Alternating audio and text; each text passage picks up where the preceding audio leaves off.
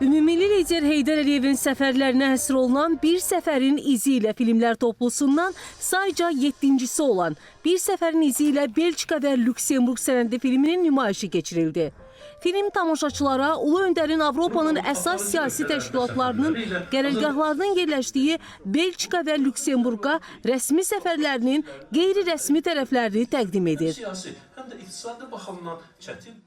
Maraqlı məqamlar olacaq. Məsəl üçün, mən bilmirdim ki, sən demə Lüksemburqda Nizami Gəncəvinin heykəli var. Mənim üçün gözlənilməz oldu ki, bu haqda əfsuslar olsun ki, az kim bilir. Sən demə Lüksemburqda Nizami Gəncəvinin heykəli varmış və biz getdik o heykəli də çəkdik və arxiv kadrları da təqdim etdik. İndi baxanda görəcəksiniz.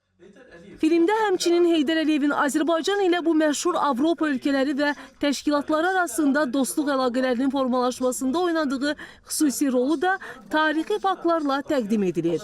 Filmin yaradıcı heyəti isə dəyişməz olaraq qalır. Sənədli filmin ideya müəllifi Azər Qərib, redaktoru Ayaz Mirzəyev, prodüseri Əskər Qəribzadə, operatoru isə Əli Əliyevdir.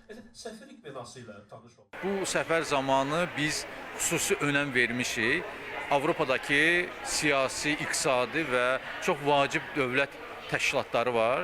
Həmin o dövlətlərdə təşkilatlar var və o təşkilatlarla Azərbaycanın münasibətləri necə qurulub?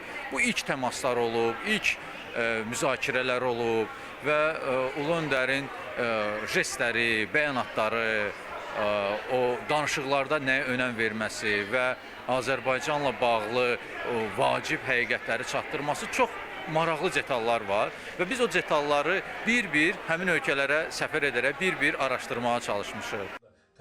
Ümumilli lider Heydər Əliyevin səfərlərinə həsr olunan Bir Səfərin İzi ilə filmlər toplusundan artıq buna qədər yaradıcı heyət Ulu Öndərin İtaliya, Çin, Yaponiya, Türk dünyası, Böyük Britaniya və Fransa səfərləri haqqında filmlər hazırlayıb. Bu filmlər toplusu Heydər Əliyevin Azərbaycanın dünya dövlətləri ilə əlaqələrini gücləndirmək üçün gördüyü işləri və ölkəmizin beynəlxalq nüfuzunu artırmaq üçün atdığı addımları əks etdirir.